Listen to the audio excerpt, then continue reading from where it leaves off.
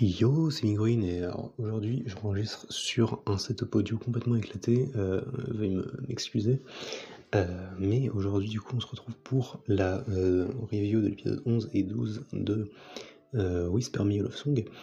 Alors les épisodes sont sortis samedi soir il me semble, et du coup là j'enregistre, on est lundi matin. Voilà, je viens juste de voir les épisodes et du coup on va en parler un petit peu. Alors du coup je pense que cette review va être assez rapide malheureusement, déjà juste pour vous épargner un peu cette qualité audio désastreuse, déjà de 1, mais en plus on va vraiment pour aujourd'hui partir du principe que vous avez vu les épisodes, parce que généralement je fais tout le temps des résumés qui tiennent en longueur. Donc ne perdons pas plus de temps.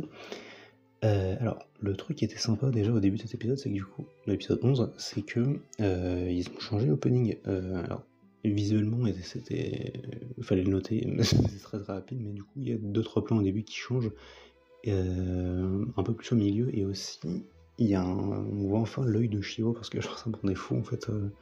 Il y a un plan sur Shio qui pleure, et genre, il y a une larme en fait qui tombe de nulle part, en fait, et c'était un peu improbable.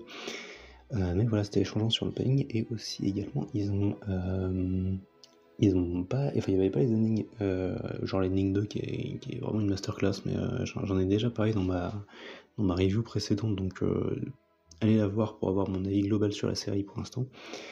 Enfin, mon avis global sur la série qui a pas vraiment changé réellement. Et du coup, on va pouvoir en parler. Alors, il y avait 2 axes que j'ai envie d'aborder du coup sur cette review. Donc le premier axe, du coup, ça sera vraiment donc sur ce qui s'est passé sur les épisodes, mais réellement la romance en fait entre Aki et Shio. Et le deuxième axe, du coup, ça sera la suite, hein, vraiment. Donc ce qui se pourra se passer après, que ce soit du coup pour la série ou pour la chaîne. Mais voilà, ça permettra de faire des trucs. Alors du coup, comme je le disais, on va partir sur la romance de Aki et Shio, qui est vraiment l'axe global, le point global de ces 2 épisodes. Et c'était vraiment une masterclass, j'ai trouvé, parce que du coup j'en avais parlé dans ma review précédente, c'est que pour moi il y avait vraiment 2 personnages principaux en fait, mais différents en fait sur cette série, grossièrement. Non, ça veut rien dire ce que j'ai dit, mais grossièrement. Il y avait Imari du coup qui est le personnage principal, le protagoniste de l'aspect romance de la série, et on a Shio qui est plutôt la protagoniste de l'aspect musique, et ça c'est assez intéressant, mais là du coup ça se ressent assez, et en même temps du coup en même temps on va venir mélanger un peu tout ça du coup, et là on a Shio qui a vraiment un super aspect romance dans ces 2 épisodes, et c'est assez mignon, c'est assez sympa. Mais notamment du coup en fait dans cet épisode 11 qui a vraiment setup pour l'épisode 12, qui a fait du gros heavy lifting, je sais pas comment on dit ça, heavy, et l'anglais, mais grossièrement, c'était super intéressant cet épisode 11 avec la déclaration triste de Shio, et puis tout l'aspect avec Imari aussi, qui la push pour la romance, ce qui est intéressant en fait, parce que du coup on a justement ce protagoniste romance qui push pour la romance, c'est assez marrant. Et mais en fait du coup c'est la remarque que je me faisais, c'est que Aki et Shio, elles ont dès qu'on connaît leur relation qu'elles avaient eue, donc du coup dès qu'on apprend leur relation, c'était assez tôt, je crois que c'était dans l'épisode 6-7, en fait du coup il y avait vraiment beaucoup de sous-texte romantique. C'est la remarque que je me faisais, parce que ça fait pas vraiment de sens en fait un sous-texte romantique dans une série de romance, mais là ça fait sens, parce que du coup si on part du principe que Shio c'était vraiment l'aspect musique de la série, et en tout cas voilà, c'était le truc assez marrant. Mais en tout cas l'épisode 11 était vraiment assez drama là-dessus, et concernant l'épisode 12 est un peu revenu un peu cucu, un peu mignon, mais c'était assez fort, et ça m'a pas fait lâcher.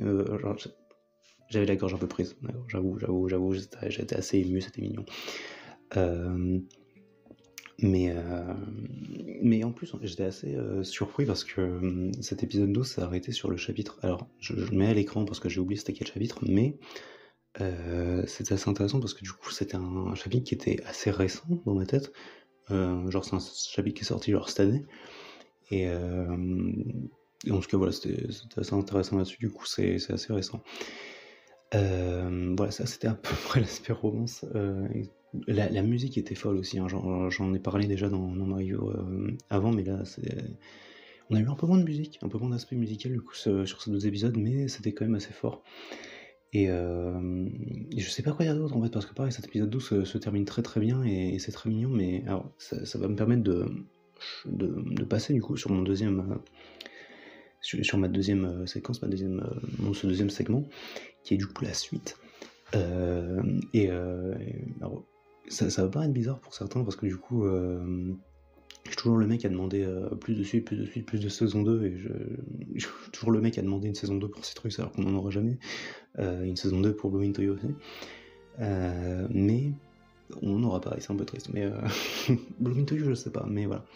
Et sur cette série, en fait, j'aimerais qu'il n'y en ait pas, en fait. J'aimerais qu'il n'y ait pas de saison 2, parce que c'est un peu l'enfer. En fait, pour ceux qui connaissent le manga, c'est un peu l'enfer, la suite.